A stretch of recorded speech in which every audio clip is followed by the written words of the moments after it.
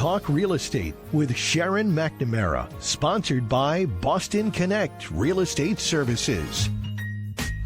Hi, I'm your host, Sharon McNamara, and you are listening to Talk Real Estate Roundtable. Let me share a little bit about my background before we get started. I am the broker-owner of Boston Connect Real Estate, a boutique firm that is home to over 30 real estate sales and marketing agents who service home buyers and home sellers throughout Boston, the South Shore, the South Coast, and Cape Cod. Our firm takes pride in assisting our clients in the next chapter of their lives by taking a holistic approach to their real estate endeavors. We believe that every move should be a moving experience. Every week, my co-host Melissa Wallace and I will provide you with my team's unique marketing approach to selling homes and share with you our expertise in navigating the home buying process. We value the experience of our agents at Boston Connect Real Estate so much that not only will you hear my perspective on real estate topics, occasionally you will hear the expert thoughts and opinions of our experienced agents at Boston Connect Real Estate. Be a part of our roundtable. If you have any questions during the show, please call 781-837-4900. We love to talk real estate. Follow us on Facebook, Instagram, and wherever you like to listen to podcasts at Talk Real Estate Roundtable. If you would like a one-on-one consultation with me and my team to discuss your real estate needs, you can connect with me at bostonconnect.com or 781-826-8000. Now, sit back, relax, take good notes, and let's talk real estate.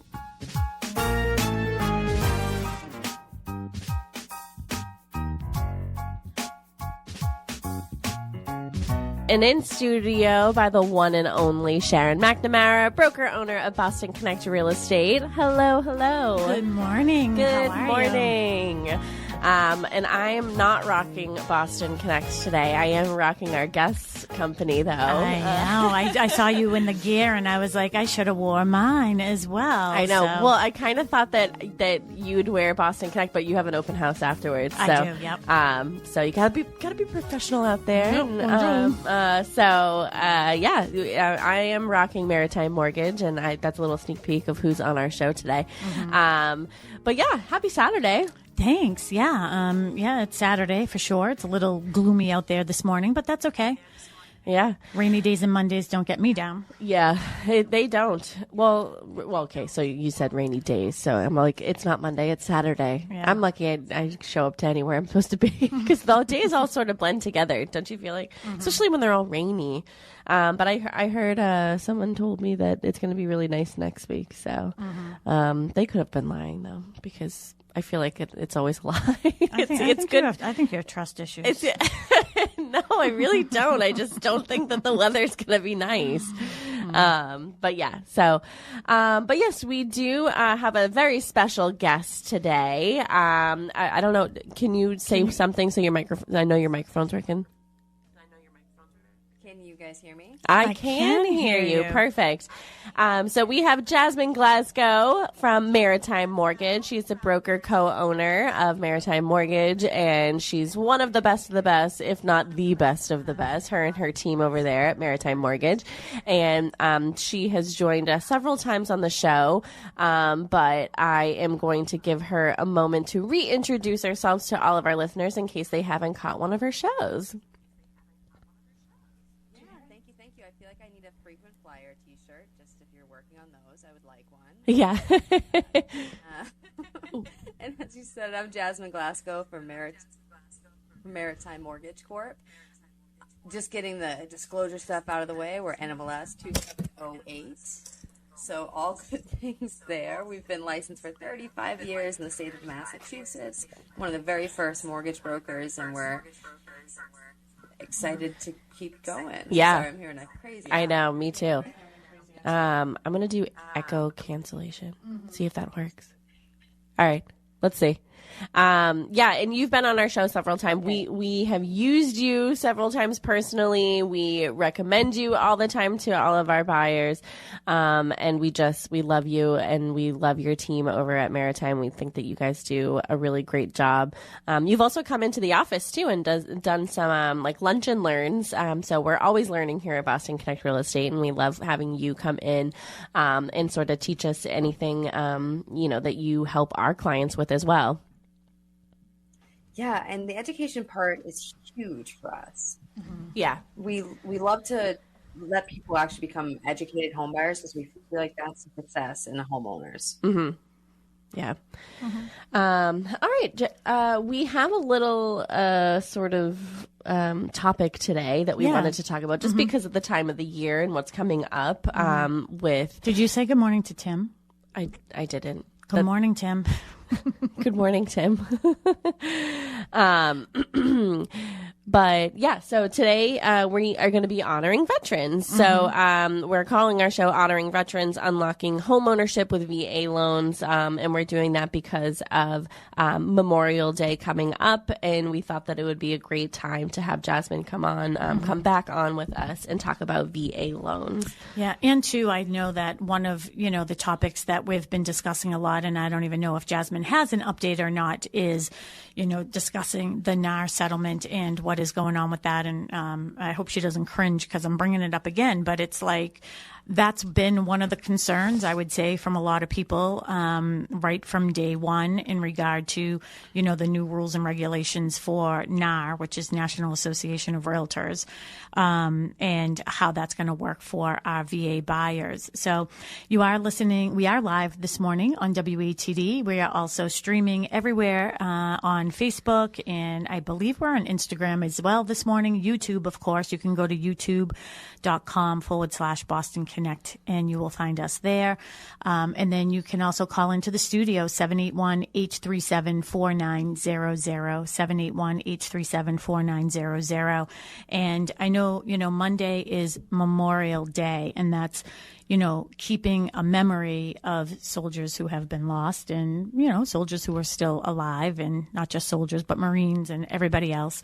And one of the things that's weird is when people say Happy Memorial Day, and it's really not a happy thing. Maybe it's a happy memory, but I know that just always seemed a little weird to me. But we're going to honor them today and talk about unlocking home ownership with them and, a VA loan that they earned and deserve. And I know Jazmine's going to get down and deep into that conversation. But if you have any questions regarding this topic or any other mortgage related real estate question, please give us a call at the studio, 781-837-4900, 781-837-4900, or you can text to that same message and he can get us your message if you don't want to talk. And if you would just like to say hello and you are, a veteran yourself and you want to give us the opportunity to thank you on air, we would love to hear from you as well. 781-837-4900. So excuse Jazmine. me, Sharon. Yeah. You said this Monday was Memorial Day. It's next Monday. Oh, next Monday. Yes. Sorry. Okay. All right. Yep. It's a week from now. Yes. Week. Yeah. Yes, it is. Okay. You know how it goes. It's Saturday morning. It's okay. I got you. I was getting nervous because I didn't hear from you. I didn't hear you. I said, hi, Tim, and you didn't say anything. Well, I must have had you out of queue. I'm sorry. And also, you said okay. rainy days and Mondays, right? I know. Yeah. You're so good. He gets me. I love that about Tim. See, Melissa's like, I don't even know what this song is. Oh, Melissa, come on now. I might. Does it come have on. words? The Carpenters? Yeah. Oh. Oh, you just had to. What okay. year did this come out? Probably 1968. No, I 70? Yeah, I think around 70. Yeah, I don't Ready? have the exact date in front of me. Perfect. I was born in 91. Hanging around, nothing to do but frown. Rainy days and Mondays always I did sign up for karaoke, guys. You don't want that. That's karaoke for you. That's all I got, folks. And yes, I will stop. So, all right. So, Jazmine, why don't you tell us again? We're gonna get right into our topic here. I love that song. I really do. Tell us a little bit about VA loans, who they're for. Obviously, we know that, but, let's get into it and explain what they are and who qualifies. Yeah, so a VA loan is an earned benefit, and a veteran. Sorry, let me just adjust my audio here. I'm getting some feedback. You getting feedback? Okay, can you guys still hear me? Mm-hmm. I'm going to fix our mic for her. Go ahead. We can hear you fine. Great. So not only do veterans qualify for the VA loan, which a lot of people think those are the only people qualify. Active duty service members that they participated in. So active duty service members with a minimum of 90 continuous days, even National Guard and reservists qualify. Surviving spouses, either married or unmarried, depending on certain qualifications, qualifying it. Even certain members of like public health service and cadets at service and academics that do qualify as well. Much harder for that classification, but there is a slew of people who do qualify who don't think that they do. So it's always really important to check, and the way we check is with what's called a certificate of eligibility. It is something that we can obtain as a direct VA. They call them a direct VA lender. We're a mortgage broker, but we have that distinction with the VA. And so we can do an automated search with the date of birth and social security number of the veteran or active duty service member, reservist, etc. And we can see if the VA already has what's called a certificate of eligibility. Otherwise, we obtain documentation like a DD-214, and if you have served, if you are serving, you'll know what that is. They're essentially discharge papers. If you're a reservist, we're going to get things like a complete statement. There's different classifications. I won't bore you with all the documents that we have to get, but it's usually typically, especially if someone has served for quite a bit of time or served during wartime, we can almost always get the certificate of eligibility automatically. And it's something we do for the veteran, though they can do it themselves in the VA portal. I have a question. So why would a veteran think that they don't qualify for the VA loan? Because you said that in the beginning when you were talking about the VA loans and stuff. But like, what would be something that a veteran would think of like, oh, I must not qualify. I'm not going to even try. So from what I've been told, either they've been told that they don't qualify by someone who does not have access to the VA loan, and they're like, just go conventional, it's fine.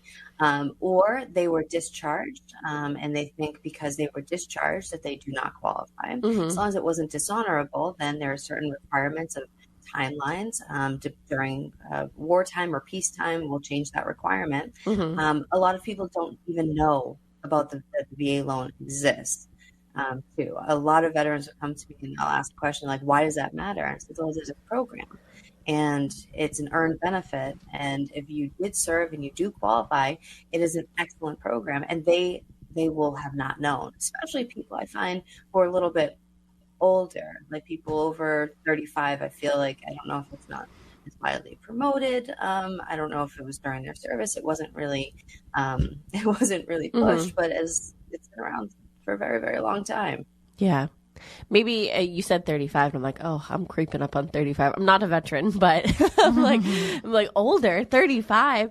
But I'm thinking when you said that, maybe, somebody who's 35 and is a veteran or currently serving or whatever and is thinking about a VA loan, maybe they think, oh, a VA loan would be for someone even older than me. Like that's a benefit of like somebody who served a lot longer than me or a long time ago or something. So maybe that's like a misconception. Could it be when it comes to applying for a VA loan? I feel like the younger people know about it more. Yeah. Than older, than people who are kind of older than you, because you're not creeping up there just yet. I am 33. So I would think that maybe even social media has a big play. Yeah.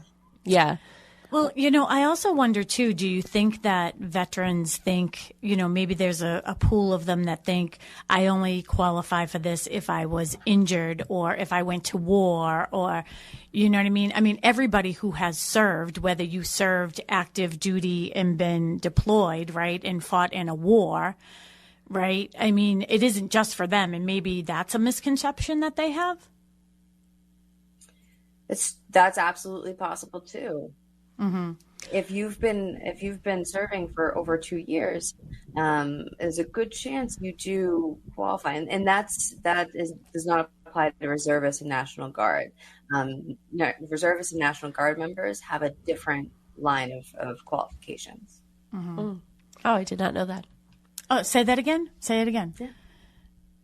Reservists and National Guards, they qualify with a different timetable. They have either the 6 years of service for selected reserves or National Guards who discharged honorably, placed on retired list or transferred to standby reserve, or there is a point system as well. So if you didn't have the 6 years of continuous service, it works on points. All right. So tell me. I won't bore you into that. It's very complex. Well, sometimes you talk anyways, and I'm like, can you explain that to me again? Because, and that's the thing is, I don't want to say that I'm lazy, because certainly I'm not. And by the bags under my eyes, you can probably tell that I've been working a lot lately. But the thing that I love about working with you, Jazmine, is honest to God, like, you're so good. And sometimes, like, I text you and I feel like, oh God, she's going to kill me, because, like, why don't I know this? I've been in the business for 21 years. I understand the language and I understand the lingo, and I've come to realize what it is. One is, I just think that I just put all my trust in you, that I feel like, why do I have to remember it? I have enough stuff in my head. You're staying in your lane. I just stay in my lane, right? Because there is no way that I could possibly remember everything that you're doing on top of everything that I'm doing and the attorneys are doing and the home inspectors are doing and everything else that's going along with this whole process, right? So I know, like, I give you things and you just sort of go with it. And that's why, you know, all my clients know I'm going to refer you to Jazmine, because I know that you're going to be in good hands, whether you are a veteran or not. So I just wanted to let you know that I appreciate you. Well, thank you. And it's too much to do everybody's jobs and to know everything about everything. I can't tell you how many times a day I say, you really need to have this conversation with your real estate agent, because this isn't something I excel at. It's not something that I should be commenting on. It's not my lane. It's not my expertise, and I don't want to misstep. So you really should talk to your real estate agent about that. And that's why the importance of, like, having the two different roles. And a lot of loan officers are looking in the future and going, well, with this lawsuit settlement with commissions, maybe I'll take on both roles. And it's just kind of gray. I know a lot of loan officers who are real estate agents, and if that's what they'd like to do, that's good on them. But there's so much, like, even just going through qualifying for a VA loan, you know, do you qualify? Do you have the history? Do you have the points? What about your service? Are we going through the DD 214 route? Am I contacting the VA? Did you just talk about Star Wars to get your certificate of eligibility? Can I do it automatically? This is enough before we even determine if it works for you. Yeah. You know. Well, I wanted to sort of break down the process of applying for and securing the VA loan. So, you know, somebody comes to you and says, hey, do I qualify? You say yes. Where do you go from there? Well, it's like any other loan. So we're going to start with an online application and the required documents. We're always going to want to make sure, whether you're a veteran or you're not, to make sure that you can afford the payment, to make sure that you can qualify and get approved for the loan that you're applying. So beyond your just general eligibility, we're going to start with an online application, the normal income docs. Then I'm going to search, no action required on the veteran or on the active duty service member at all. We're going to see if we've got a certificate of eligibility. It's an automatic search. And if it doesn't come back automatically, which will happen, a lot of people who served 1991 and earlier, other people who their service number is not their social security number, we're going to request certain documents from the service member or the veteran, depending on what branch of service they were in their role. We're going to request, say, something like a DD 214, which is their discharge papers, and we're going to manually request that certificate of eligibility. Doesn't mean we're going to pump the brakes while we wait for that. We're still going to see if there are any other loan programs in the interim to get people out and shopping. But this is the best program, hands down, for loans. There's not a better program out there. Now, that not to say that sometimes it doesn't make sense for people to use a different loan, even though they qualify for the VA loan. It just is hands down the best program. It requires no down payment. So any money you have can go into reserves. It can go into your closing costs. You don't have to tell me what you're doing with it. You don't have to put anything down on the loan. And even with 100% financing, you do not have to pay mortgage insurance. The mortgage insurance is not required. It's not going to be present on the loan. And mortgage insurance is something that's present when you pay less than 20% down on pretty much all conventional loan programs. It's required regardless of your down payment on FHA. And this insurance goes into a fund to essentially protect the lender in the event that you foreclose. It really does nothing for you as a homeowner, as a home buyer. So having that mortgage insurance not present doesn't create any additional risk for you. It does increase the risk on the the lender side because they don't have that insurance present. But for you, there's no difference except a cheaper mortgage payment. There is what's called an upfront funding fee or upfront MIP with the VA, and that fee is going to be required unless you're exempt from it. And if you have a certain amount of service-related disability or there are other classifications, that fee won't even be applicable.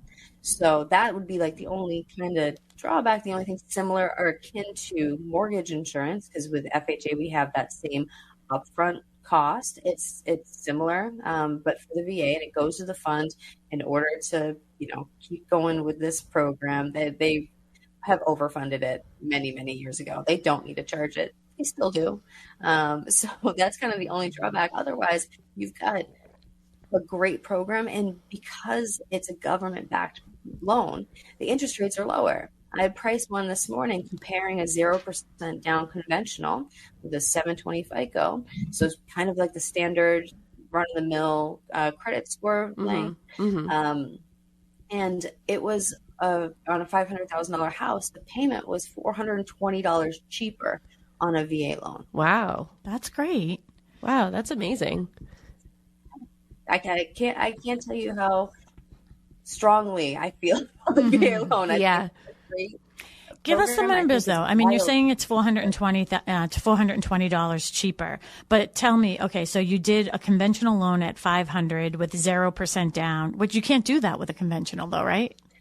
Oh, but we can. We've got a new program. It's a 0% down, so the 3% minimum down payment. And there are qualifications. You have to either be a first-time home buyer or you have to meet certain income limits. Only applicable on a single-family condo or PUD. But that 3% is it's a silent second, so there's no payments required and there's no interest on that second. So there's no down payment. It's a down payment assistance program. So I compared that because we're financing 100%. And I did the drawbacks between one and the other, what happens after a year. I kind of went a little deeper than we needed to for this conversation, but I just wanted to say, if you had that, that fee, you're going to be rolling it in because it depends on your do you have service-related disability?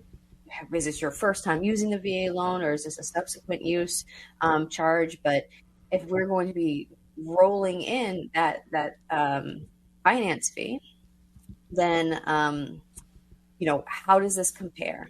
At year one, what are your loan balances? At year two, what are your loan balances? Tell me what the payment was. Could you have that handy? For a $500,000 house, how much would that be? So for the VA, and again, this is not a direct rate quote. Yeah, exactly. Yes, please. Here's our disclosure. I'm just trying to get a range or an idea how much this would be. So for a VA for this loan program, it was no points at 6.25%, and it had a monthly payment at $3,050.43. That was financing that upfront fee. So that has a funding fee of $10,427 rolled in with the 3% kind of as that shadow down payment to compare on. And then on the conventional side of things, because we have the mortgage insurance present, because we have an interest rate that's higher, we had a 6.99, same thing on the points, and a payment of $3408.27. Say that again. How much? 3408. 3408. Yeah. So it's like $400 more. So a month. Wow. That's amazing. That's great. So I know, it seems like we're lagging a little bit. I think that we'll have to figure that out, Mel.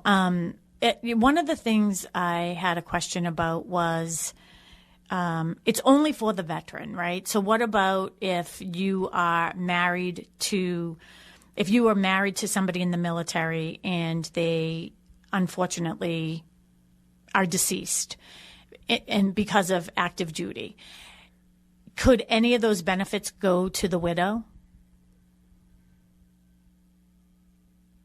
Yeah, so that's called a surviving spouse eligibility for a VA loan. And if they have not remarried and the veteran died as a result of service or service-connected causes, and we're seeing this, unfortunately, a lot with burn pits, very young people who were in the Middle East and died years and years later because of cancer, lung cancer, and lymphoma, like a bunch of terrible, terrible things. So if that unmarried spouse, so if they didn't get remarried, they're eligible. If they're a surviving spouse whose husband or wife or whomever passed away on active duty or from service-connected disabilities, and they're over 57 and have remarried, they're eligible. Or people whose spouses or duty members were listed MIA or prison of war for at least 90 days, they're eligible as well. Wow. I didn't know that. That was such a good question on my part, don't you think? I don't think I've ever heard that before, and I don't know what made me think about it. Actually, I don't know that anyone knows this, but Mark had an uncle. He recently passed, but he never talked about it, and he was a prisoner of war. Yeah, I remember you saying that. Really? Yeah, he was. He was a prisoner of war, World War II, and he escaped with, I think it was World War II, but he escaped with like 5 Frenchmen. Yeah, so anyways, that's that story. Thank you for your service, Uncle Wendell. So again, you are listening to Talk Real Estate, and I am Sharon McNamara. I am the proud broker owner of Boston Connect Real Estate. We are located here in Pembroke Center. So if you are in the area, maybe you're going over to Stop and Shop or CVS and you want to see what our studio looks like, come on by and take a peek in here. If you're a veteran, we'd love to just, give you a hug. So come on over. If you have any questions about this topic or any other topic, we have Jazmine here from Jazmine Glasgow from Maritime Mortgage is with us this morning. So any questions regarding loans or anything like that, 781-837-4900. And this morning we are talking about honoring veterans and unlocking home ownership with VA loans. We know Memorial Day is coming up in a couple weeks or a week or two or whenever it is. It's not this Monday. We know that. It's the following Monday. But we definitely wanted to have this program well beforehand. And I'm sure, Jazmine, I'm sure you've done, seminars and things like that, because even being on the radio this morning and you're doing such a great job dissecting it, I think, sometimes maybe veterans and their families, just want that, hey, can we just sit and talk and do a one-on-one? So is it do you ever do workshops and things like that? Or maybe we can coordinate one here if we felt the need, for some of our listeners, if they would like us to do that. I'm sure be happy to do that with us. Oh, yeah, absolutely. I'd love to. Education is the cornerstone of our whole operation. And we're really excited. Our new office is almost done in Rockland, and we've got a whole education space that we've planned out. So we intend to host things and, just going through the VA basics. One of the things that was super successful before COVID, I had someone from the VA come in and talk to people about applying for a service-related disability. A lot of veterans will go through, life and it's a lot of, I don't know if it's a mixture of pride or shame, or it's just really hard to ask for help sometimes. And they're having issues, health issues, mobility issues, and it's service related, and they're afraid to ask for the help, or they're afraid to have certain classifications taken away. And I had someone from the VA come in and, answer questions. One very common one was, will I lose my license to carry if I obtain this? And, having them explain the different classifications and what getting that service-related disability, because it's not only a financial benefit, a monthly financial benefit, it also unlocked health benefits for the VA, which I didn't know about. So having someone from the VA come in and answer questions directly to veterans when they're feeling like they can't get access, or it's just not great to go sit and wait at the VA. We'll sometimes have people from the VA come in and explain things and answer those kind of questions. So even if it's not really directly loan related, because having that VA, that service related disability, that income, it does help get rid of that funding fee. We're going to make you exempt. It's fantastic for you in a financial way. It's kind of a holistic approach and helps them all over in life. So even if it's just kind of loan akin, we plan on bringing things like that back, because it's really about community and it's not really about the loan thing. Yeah. So even if it's around it, we're here for it. Yeah. So when you are meeting with a veteran and say that they are receiving, disability or, sorry, the terminology is escaping me, but, maybe that's service-related disability. If that's their only source of income, but they do have a spouse and maybe they work and, I'm assuming that you would take both of those, right, to see what they would qualify for. And it's not just the veteran. Or yeah, no, that's a great question. And a lot of, I would say the most common time I see the service connected disability is with my firefighter and police clients. And so they're very much working and receiving small stipends. Sometimes it's like $110 a month, and other times it's thousands of dollars a month. And that is income. And not only that, it's non-taxable income, which means I can gross it up. So I can add a certain percentage of that income on top of the income there. So if it's $1,000, depending on, we're a little conservative, add a 15%. You can go up to 25%, but that's not just $1,000. That's $1,115 or $1,125. Yeah. It adds up, and you can absolutely use that, and you can absolutely use the spouse income. And with the VA loan, we're not looking at debt to income so much. It's not a requirement for the loan. What we're looking for is a completely different calculation. And so there's a lot of gray and a lot of wiggle room. So if you might not apply or be approved for a conventional loan, there's way more flexibility with the VA loan. Yeah.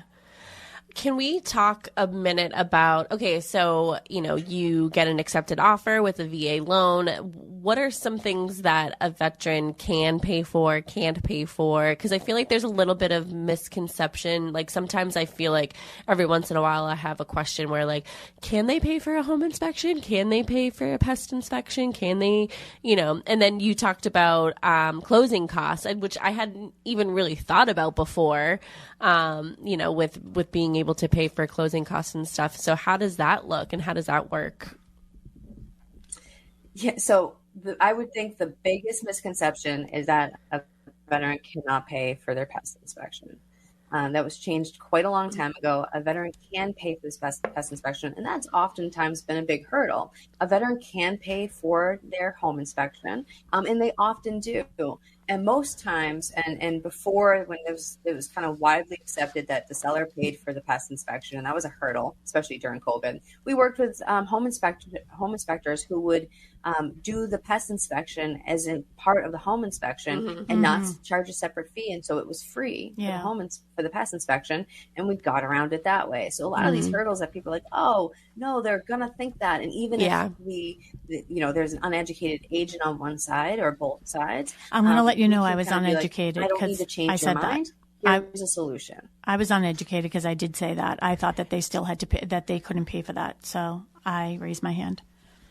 It was clarified by the VA a couple years ago, but it is an allowable fee. So what about closing costs?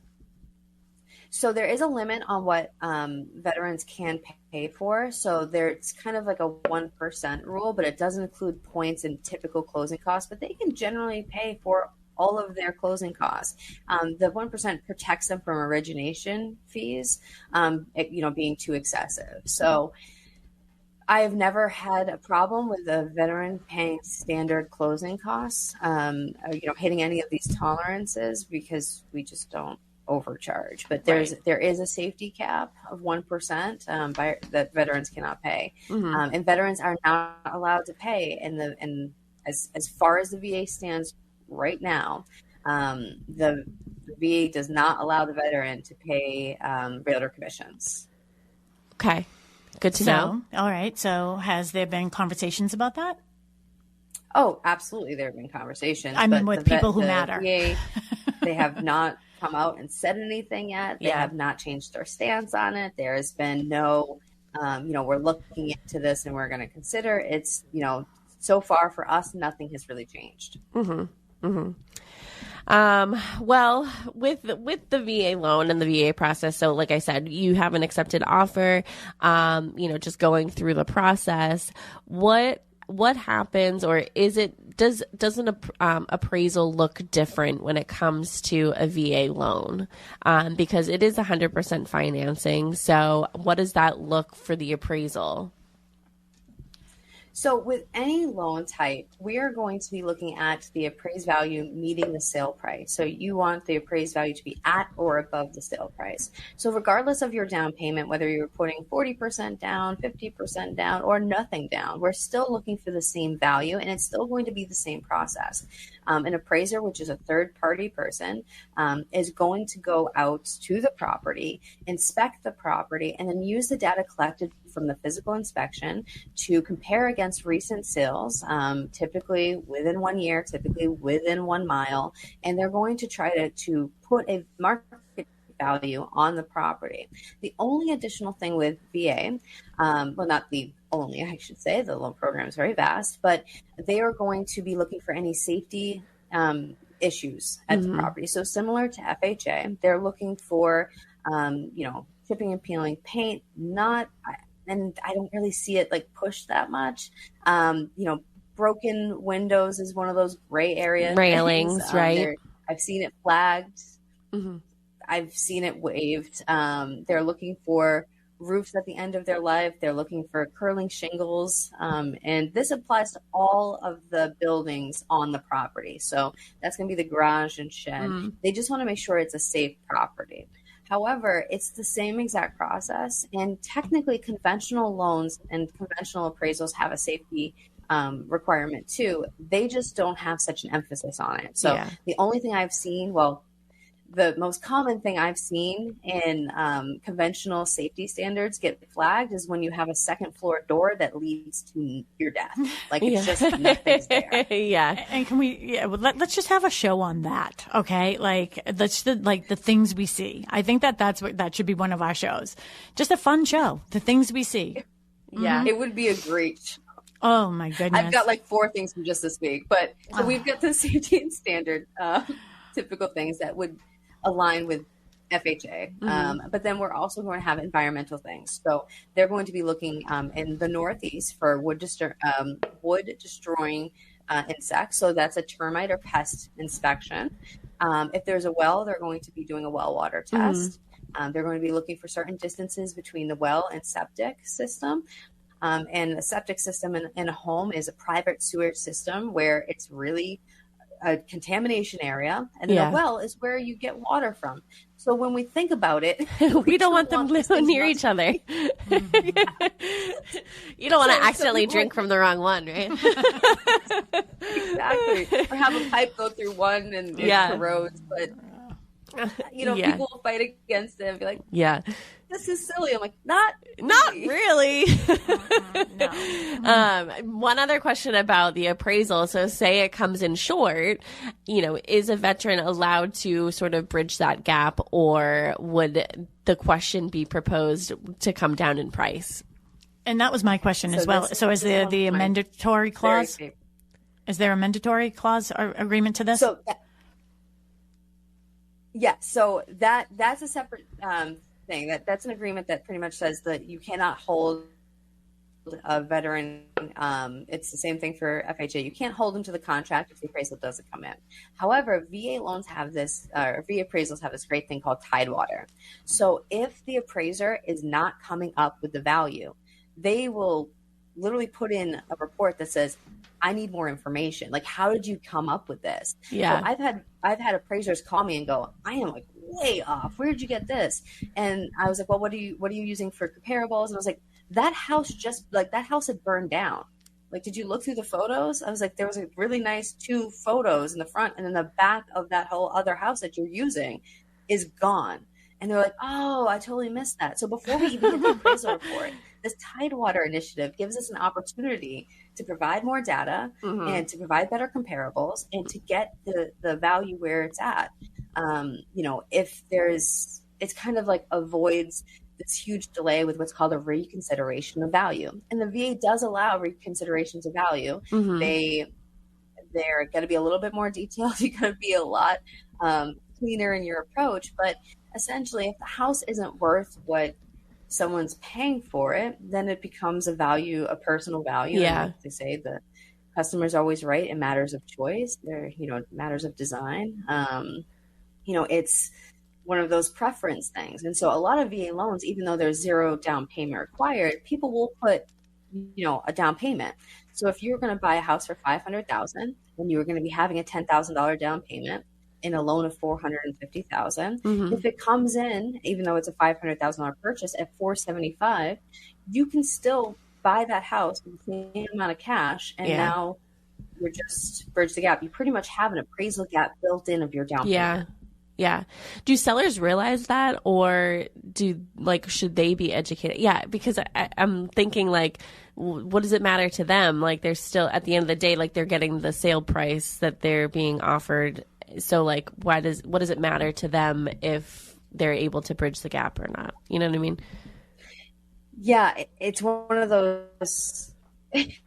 It's one of those things that we have to educate on when our clients are putting in offers. Yeah. And people will be like, "Well, it's a VA loan, so that's not good." And I said, a VA loan with a down payment is, in my opinion, the strongest offer. You have an automatic appraisal gap. In fact, one of our clients bought a house right on the lake. This has been a dream for a very long time. They had been looking for this, put in so many offers at other places. And there was 26 or 27 offers on the property, and they were going $100,000 over ask, but they had a substantial down payment of like $200,000, and brought it to, but they wanted to do 100% financing if they could, and brought it to the seller. I'm like, you have this $200,000 appraisal gap because our clients have decided that the value to them is the offer number. It's not what the bank thinks the house is worth. And we had a deep conversation. I said, at the end of the day, if someone walks by your house and says, that thing, that's awful. Like, do you care? Like, That's awful. If this is your forever home, and this is not their first property. We're not having this conversation with first-time home buyers. But if this is your forever home, this is something you've been working towards for over a decade, and you finally have it, and you're willing to pay for it. Do you really care what the bank says it's worth? If you got the numbers, you're comfortable with the payment, and everything else, out of pocket is the exact same. And I said, no. I said, then you go in with this approach, and you be willing that at the end of the day, whether they say it's worth $1 or they say it's worth the $900,000 you're offering, that you're okay with that. And they came with that mindset. The appraisal came in over what they were asking for. Wow. It was just a weird house to comp, and they were fine. But the beginning of that conversation is all education. Are you willing at the end of the day to pay what this house is worth, whether it's a combination of loan and down payment or whatnot, but are you coming out of pocket at the end of this 30-year term with the same amount of money, and are you okay with it? Are you okay with the payment? Is it just a mind switch? Because some people will, be like, oh, well, come in at value. You have a 55% down payment. Now you have a 35% down payment. Does it really matter? Yeah. Is the house still worth to you what you were going to pay for it? If the seller's not willing to sell it for less. Let me ask a question. So I have a whole list here, and Melissa is really into this topic this morning. So as she was asking all those great questions, I was writing down some of mine. So one of them is, even though they have the ability to get 100% financing, do they have to with the VA loan? No, absolutely not. Most of my VA clients put something down. A little skin in the game, lower the loan amount, get a payment that's more manageable. It's all about balance. And then with the scenario that you just gave about having $200,000 somewhere, I don't, like, how could they write up their offer so the seller feels secure in rather than just words, like sort of like monetarily, like, hey, I am putting down $200,000, but I am going to try to find, I am going to attempt to get 100% financing. I am going for that, but maybe could you do like a non-refundable something, or maybe just here, I'll hold this in escrow just so you feel comfortable, like we are going to proceed forward? Yeah, so that I would write in an appraisal gap if it was me. First of all, I don't do anything non-refundable in real estate. I do not believe in that. I don't think either. That, but, no, everyone's been playing a little loose and fast the last few years. And with VA and FHA, with this mandatory clause that's signing, you can say it's not refundable. That clause gets you out of everything. It trumps everything. So you're just being, I think it's a little disingenuous to do it that way with a VA loan. Conventional, it's fair game. But with the VA or the FHA, if it doesn't appraise, then a mandatory clause gets them out of the contract if they wanted to. You can, however, put in a VA, you can put in an appraisal gap and say up to, this, say for this house, I think it was $900,000, put in an appraisal gap up to $700,000. It has to appraise at or above $700,000 and we'll proceed. So if you're listing a house for $800,000 and someone comes in $100,000 over, and you get an offer that says, I will cover this, even if you're off on your list price by $100,000, I feel like that's pretty strong. I've never thought of it that way. Yeah, I never thought of it that way.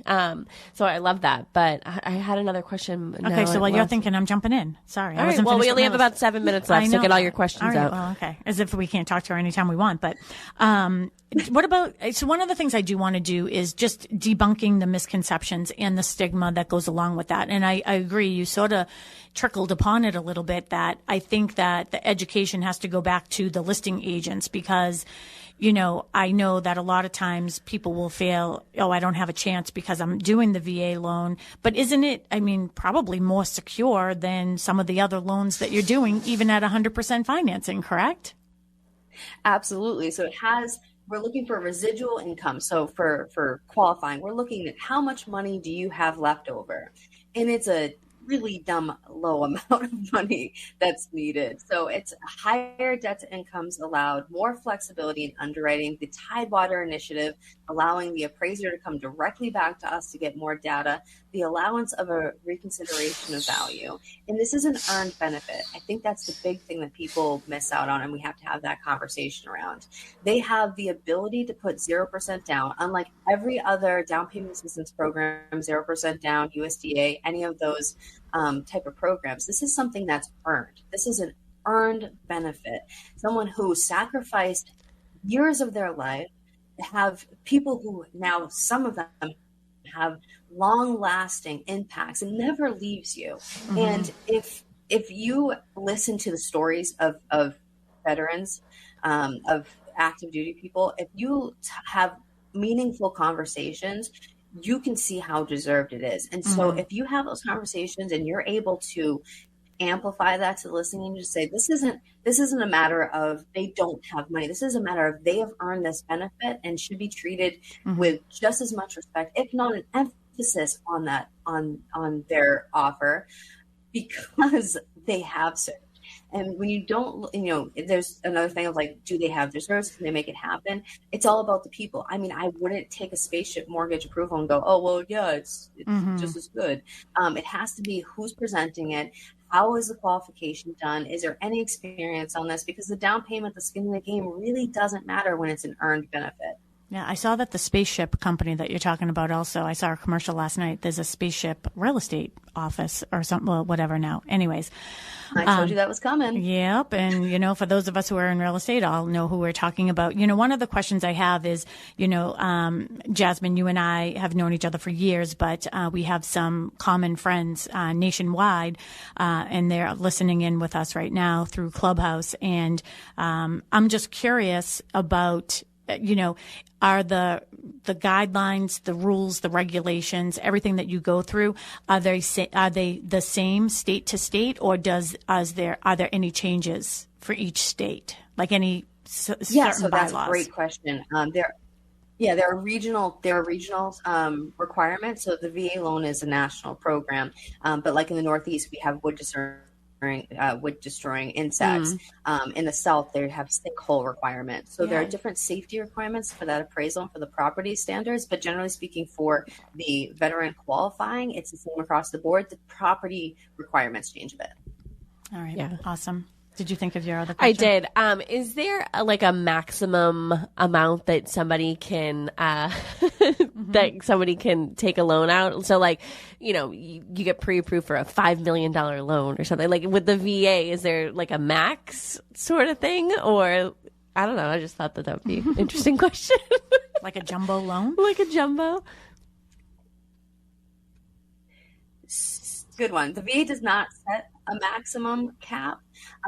There's no maximum loan limit. However, there is an entitlement requirement, and there's that lenders need to be willing to lend it. And so you have your charge entitlement. That's your amount that allows you to go up with no down payment.